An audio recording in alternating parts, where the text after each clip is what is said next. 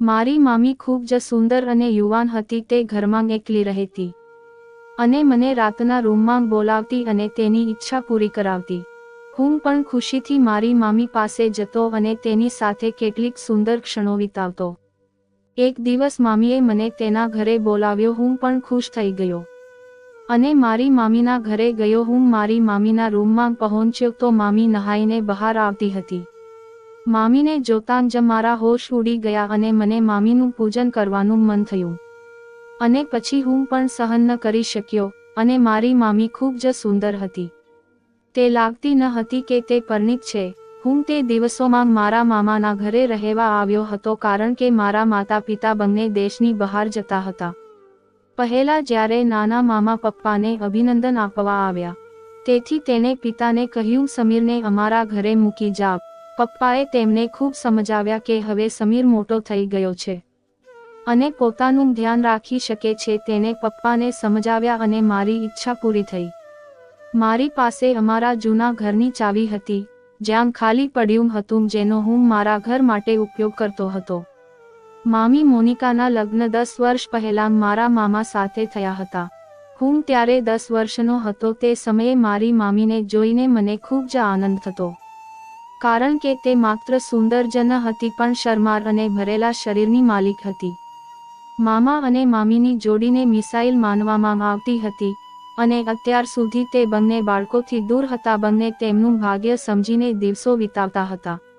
મામા અને મામી વચ્ચે ઘણો પ્રેમ હતો અને મને લાગે છે કે મામાએ તેમની સાથે ઘણી રાતો વિતાવી હશે. તે દિવસે મામી સફાઈ કરી રહી હતી અને હું ટીવી જોઈ રહ્યો હતો. પછી મામીએ મને પૂછ્યું, સમીર દીકરા, આજે કોલેજ નથી જાઉં? પણ દિલમાં મને ખરાબ લાગ્યું કે તેને મને દીકરો કહ્યો. મેં કહ્યું, ના મામી, સેમેસ્ટર પૂરું થયું એટલે 1.5 મહિનાની રજાઓ છે.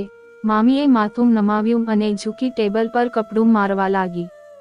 અને પણ મામીનું આ બધું જોઈને મને સમજાતું નહોતું કે શું કરવું અને શું ન કરવું. મને મામીના ઘરે આવ્યાને 2 દિવસ જ થઈ ગયા હતા. રાત્રે જમવાના ટેબલ પર મામાએ મામીને કહ્યું કે મારે 2 દિવસ માટે લાહોર જવું છે. જો તેઓને લાંબા સમય માટે બહાર જવું હોત તો તેઓ તેમને સાથે લઈ જા. આ વખતે હું ઘરે એકલો હતો તો મામાએ એકલા જવાનું શ્રેષ્ઠ માન્યું. હું મામીના નિત્યક્રમને અનુસરતો હતો અને તેમની આદતો મુજબ મેં જોયું કે તે ચાનું પુષ્કળ સેવન કરે છે અને ચામાં ઘણું દૂધ નાખે છે. બીજા દિવસે અમે મિત્રો એકબીજા સાથે મજાક કરી રહ્યા હતા અને હું જે બકવાસ કરી રહ્યો હતો તે ખૂબ જ ગંદી હતી. મારી વાત સાંભળીને મામીને ખૂબ નવાઈ લાગી. પછી તેણે મને પોતાનો અવાજ આપીને તેની હાજરીનો અહેસાસ કરાવવાનો પ્રયાસ કર્યો. સંગીતના કારણે હું કશું સાંભળી શકતો ન હતો. મારી ગંદી વાતો લાંબા સમય સુધી સાંભળી અને પછી મામી ઊભી થઈ અને તેના રૂમમાં ગઈ. સાંજે જ્યારે હું મિત્રો સાથે બહાર જવા લાગ્યો ત્યારે હું તેને કહેવા તેના રૂમમાં ગયો પણ મારા મનમાં કંઈ ન આવ્યું તો હું પાછો આવીને બેઠો. થોડીવાર પછી મેં કહ્યું, મામી, મારે ચા પીવી છે. મામી હસતાં હસતાં બોલ્યા, કેમ નહીં મારા દીકરા, હું 1 મિનિટમાં ફ્રેશ થઈને આવું, પછી બનાવીશ. પછી તે બાથરૂમ તરફ ગયા અને હું આવીને ગેલેરીમાં બેસી ગયો અને સામે લોન અને ફૂલો જોવા લાગ્યો. એક ફૂલ મને પસંદ આવી ગયું તો તેને નજીક જઈને જોયું અને પછી તોડી નાખ્યું. મામી મને બોલાવતા હતા. મેં જવાબ આપ્યો, હું બહાર છું. ત્યારે તે હાથમાં 2 કપ લઈને બહાર આવી. તેણે મને 1 કપ આપ્યો અને બીજો ટેબલ પર મૂક્યો. મારા હાથમાં જે ફૂલ હતું તેને તે મારી પાસેથી હસતાં હસતાં લીધું અને કહ્યું, ધન્યવાદ, મારી બધી ઈચ્છાઓ પૂરી થઈ ગઈ. મેં મારી મામી તરફ જોયું અને કહ્યું, મામી, તમે આખો દિવસ ઘરે જ રહો છો? હું કંટાળી ગયો છું. આપણે ક્યાંક બહાર જઈએ? મામીએ કહ્યું, ના સમીર, હું તારા મામા સાથે બધે જ જાઉં છું પણ તેમના વિના હું ક્યાંય જતી નથી. હું ચૂપચાપ ચા પીવા લાગ્યો. રાત્રિ ભોજન પછી મેં એક મૂવી લગાડી અને નીચે બેસીને જોવાનું શરૂ કર્યું. મામી પણ આવીને મારી પાસે બેસીને મૂવી જોવા લાગ્યા. જ્યારે મામીએ જોયું કે જે બકવાસ હું સવારે કરતો હતો આ બકવાસ આ જ મૂવીમાં થઈ રહ્યો છે, તેણે કહ્યું, સારું, બધી ગાળો અને બકવાસ તે આમાંથી શીખી છે. સમીર, આ બધું બહુ ગંદું છે. તમે બહુ ગંદી ભાષા વાપરો છો. શરમથી મારા પસીના છૂટી ગયા. મામીએ ફરી કહ્યું કે હું તારા પપ્પા સાથે વાત કરીશ, તારી ઉપર નજર રાખવાનું કહીશ. તમે હાથમાંથી નીકળી રહ્યા છો. મેં મામી તરફ જોયું અને કહ્યું કે ભૂલ થઈ ગઈ છે મામી, મને માફ કરો, પણ મારે શું કરવું જોઈએ? બધા છોકરાઓ આવી ફિલ્મો જુએ છે જ્યારે મારે તેમને જવાબ આપવો પડે છે. મારી વાત સાંભળીને તેણે હસીને કહ્યું, કોઈને નહીં કહીશ. ડર નહીં, મને ખબર છે તમે છોકરાઓ કેવા પ્રકારની વાતો કરો છો. ઓકે ઓકે, બીજી ફિલ્મ ચાલુ કરો. ત્યારે જ મેં રાહતનો શ્વાસ લીધો અને મારી મામીને પૂછ્યું કે કઈ મૂવી લગાડું. તેને કહ્યું એક ભારતીય ફિલ્મ લગાવ. મેં કહ્યું ભારતીય મૂવી લગાવી. મામી ફિલ્મ જોઈ રહ્યા હતા અને હું ચોરી ચોરી મામીને જોઈ રહ્યો હતો. મામીએ તેના એક પગ ઉપાડીને આરામથી બીજા પગ પર મૂક્યો અને સોફા પર આરામથી બેઠી. મેં પણ મારો એક પગ ઉપાડીને બીજા પગ પર મૂક્યો. મને લાગ્યું કે મારી મામીએ મારી આ ક્રિયા જોઈ અને તેના ચહેરા પર સ્મિત દેખાયું. તે હસવા લાગ્યા અને કહ્યું કે સમીર, તું મારી નકલ કરે છે. મેં તેની તરફ જોયું તો તેનો થોડો ગુસ્સો આવ્યો. તેને કહ્યું, તમે શું કરી રહ્યા છો? મેં હસીને કહ્યું, મને તમને ચીડવવું ગમે છે. કેટલા દિવસ થઈ ગયા છે કોઈએ ગુસ્સો નથી કર્યો, ઉપરથી તમે બોર છો. મારી વાત સાંભળીને તે અસ્વસ્થ થઈ ગઈ. ઘર તેણે પૂછ્યું, સમીર, હું ખરેખર બોર છું? મેં કહ્યું, મને ખબર નથી, પણ હું એકલો રહીશ તો મારું શું થશે? મામીએ કહ્યું, મને કોઈ નિર્દોષ તોફાની બાળક માની રહી હતી અને આ મારા ફાયદા માટે હતું. કદાચ આવી વાહિયાત વાતો કરીને મામી મારી ખૂબ નજીક આવી ગઈ. રાત્રે 11 વાગે તેના મોબાઈલ પર મામાનો ફોન આવ્યો અને તે તેના રૂમમાં ગઈ. મેં પણ થોડીવાર રાહ જોઈ અને ટીવી બંધ કરી દીધી અને મારા રૂમ તરફ જવા લાગ્યો. એટલામાં જ મને મામીના રૂમમાંથી તેનો અવાજ સંભળાયો, યાર, હું તને બહુ યાદ કરું છું. ખબર નથી કે આ રાતો કેમ પસાર થશે.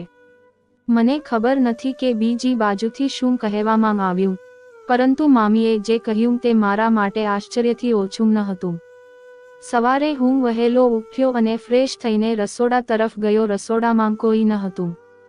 હું મામીના રૂમ તરફ ગયો અને જોયું કે દરવાજો બંધ હતો, એટલે કે મામી સૂતા હતા. મેં રસોડામાં જઈને ચા બનાવી અને પછી થોડી સ્લાઇટ ગરમ કર્યા. પછી હું ટેબલ પર બેસી ગયો અને નાસ્તો કરવા લાગ્યો. હું નાસ્તો કરી રહ્યો હતો ત્યારે મામીના રૂમનો દરવાજો ખોલીને તે બહાર આવી.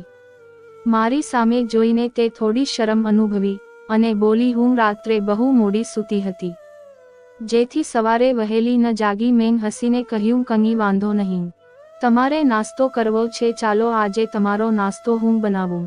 મેં કહ્યું, ફ્રેશ થઈને આવો, હું નાસ્તો બનાવું છું, પછી વાત કરશે. મામીએ માથું હલાવ્યું અને હસતાં હસતાં તેના રૂમમાં પાછી ગઈ. ત્યારે મેં પૂછ્યું, મામી, તમને નાસ્તામાં શું ગમે છે? મામીએ કહ્યું, તમે જે પણ બનાવો. મેં ફરીથી માથું હલાવ્યું અને કહ્યું, તમારી ઈચ્છા. હું રસોડામાં આવ્યો અને નાસ્તો બનાવ્યો. મામીને બોલાવી તો તે હોલમાં આવીને ખુરશી પર બેઠા. મેં કહ્યું, મામી, તમારો નાસ્તો તૈયાર છે, અને મેં તેની સામે મૂક્યો. મામી મારી સામે જોઈને હસતી હતી. મામીએ મારા વારમાં આંગળી કરી અને વાર ખરાબ કરી. મેં તેનો મારા માથા પરનો હાથ પકડીને કહ્યું, મામી, તમે મારી હેરસ્ટાઇલ બગાડી નાખી છે. તો તેને પ્રેમથી મારા ગાલ પર હળવી થપ્પડ મારીને કહ્યું કે કંઈ ખરાબ નથી કર્યું, આરામથી બેસ, નાસ્તો કર. મામીએ નાસ્તો કર્યો અને કહ્યું, સમીર, તારો ખૂબ ખૂબ આભાર. આજે અમે બંને સાથે મિત્રતા કરીએ છીએ. આજે ઘણા સમય પછી હું હસી છું. પછી મામીએ મારા ગાલ પર હાથ ફેરવ્યો અને કહ્યું કે આપણી મિત્રતા કાચી છે, આજે પાકી કરી લઈએ. મેં કહ્યું, યાર, આ તમારી આદત બહુ ખરાબ છે. મારો ગાલ ખરાબ કર્યો. પછી તેણીએ મારા બંને કાન પકડ્યા અને હસવા લાગી. મેં રડતો ચહેરો કરીને કહ્યું, તમારી પાસેથી પ્રેમની કોઈ અપેક્ષા નથી. પછી તે હસી અને કહ્યું, ચાલ, હું કપડાં બદલીને આવું છું, પછી માર્કેટમાંથી જે સામાન લાવવાનો છે તે લાવીએ. મેં કહ્યું, ઠીક છે, હું પણ કપડાં બદલી આવું છું. કદાચ કોઈ છોકરી મારી ઝાડમાં ફસાઈ જાય અને મને પણ મજા આવે. તમારી મામીએ હસીને મારી કમર પર થપ્પડ મારીને કહ્યું, સમીર, થોડી શરમ રાખ. મેં કહ્યું, શેનાથી? તેને કહ્યું, તારી આ તોફાની હરકતોથી. મેં કહ્યું, જીવનમાં થોડી મજા પણ હોવી જોઈએ, નહીં તો તમે મને જીવનભર નકામું કહેશો.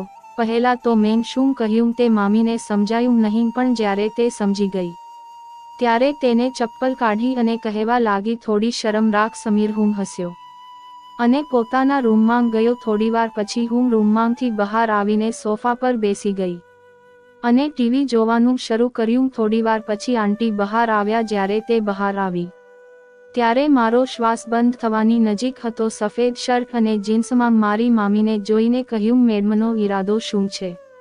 મામીએ પહેલા પોતાની તરફ જોયું, પછી આશ્ચર્યથી મારી સામે જોઈને કહ્યું, શું થયું?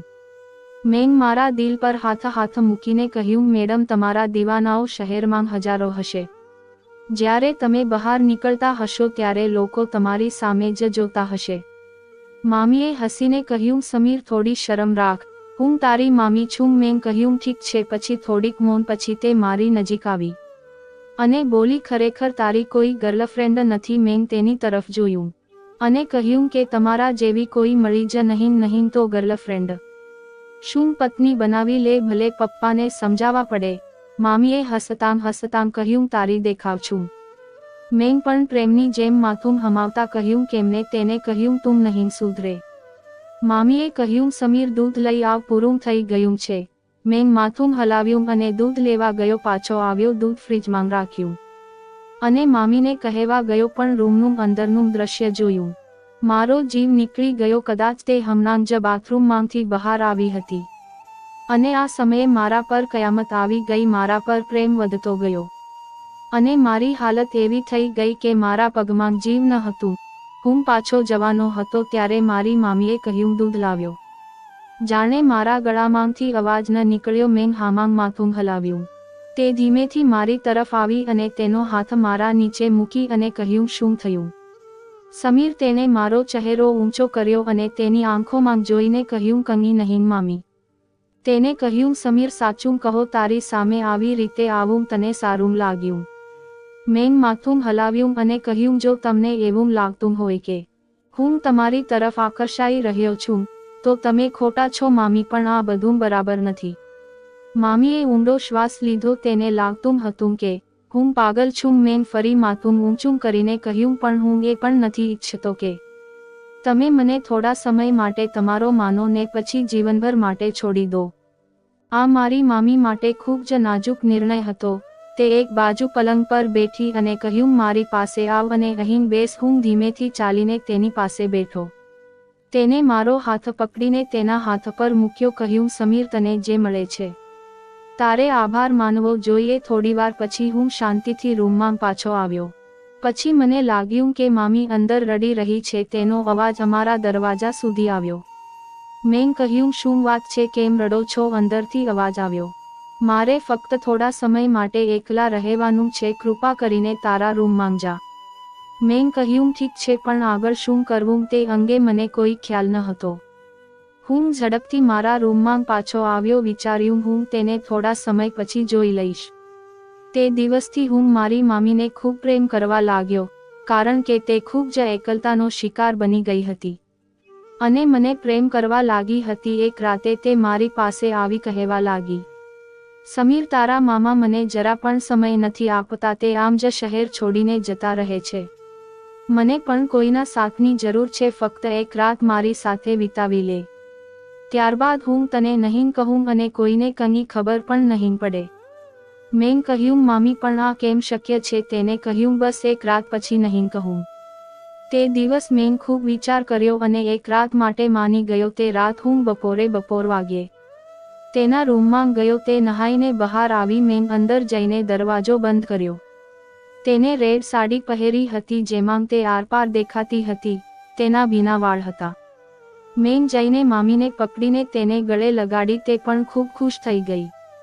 પછી ધીમે ધીમે મેં તેની સાડીનું પલ્લું દૂર કર્યું તો તે શરમાઈ ગઈ. પછી મેં કહ્યું, કંઈ નહીં થાય.